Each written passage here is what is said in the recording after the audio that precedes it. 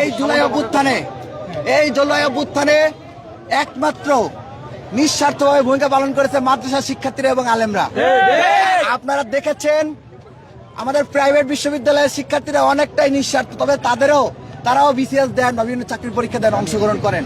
কিন্তু আমাদের কওমি মাদ্রাসার শিক্ষার্থীরা আলেমরা তারা কিন্তু কোনো সরকারি চাকরিতে অংশগ্রহণ করে না, কিন্তু পরীক্ষা দেয় না, তাদের কিন্তু কোটার প্রয়োজনীয়তা ছিল না। তারপরও তারা শুধুমাত্র আমাদের দিকে তাকিয়ে আন্দোলনে নেমেছেন, যাত্রা বাড়িতে রক্ত দিয়েছেন, সারা দেশে রক্ত দিয়েছেন, সারা দেশের আন্দোলনে সক্রিয় ভূমিকা পালন করেছেন।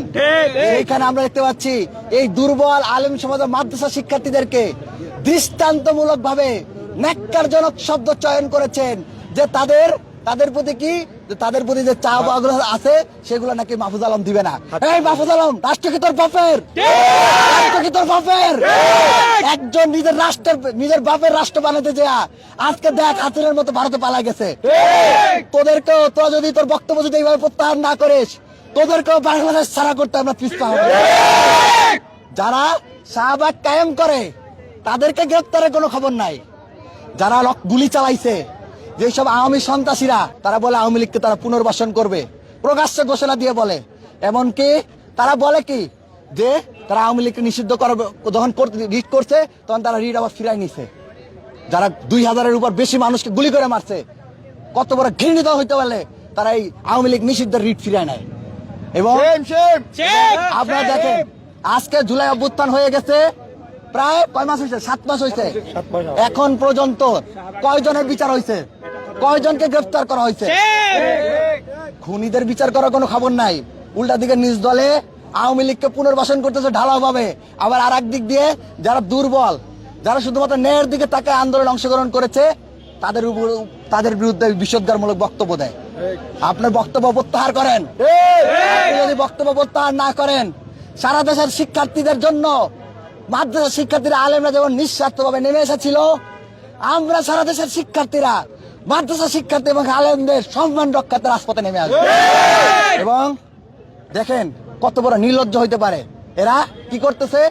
একদিকে যারা জুলাই অভ্যুত্থানে সক্রিয়ভাবে অংশগ্রহণ করছে, রক্ত দিচ্ছে, জীবন দিচ্ছে, শহীদ হয়েছে, তাদের বিরুদ্ধে যেমন কথা কইছে, তাদের বিরুদ্ধে যেমন বলতেছে তাদের অধিকার দিবে না, আবার আরেক দিক কি করতেছে? শাহবাগীদেরকে পুনর্বাসন করতেছে, শেষ করতেছে। তাদের দিকে তারা সিম্পেথি দেখাচ্ছে, সহানুভূতিশীল দেখাচ্ছে। এবং আজকে যে হামলা হয়েছে, আজকে হামলা কি এটা প্রথম? 5 আগস্টের পরে এই শাহবাগপন্থীরা, এই লাল সন্ত্রাসীরা বারবার পুলিশের উপর হামলা করছে না? আপনারা দেখছেন যে যমুনাতে যাওয়া আন্দোলনকারীদের নিষিদ্ধ, তারপর বারবার তারা ব্যারিকেড ভাঙ্গা পুলিশকে হামলা করতে উদ্বুদ্ধ করছে।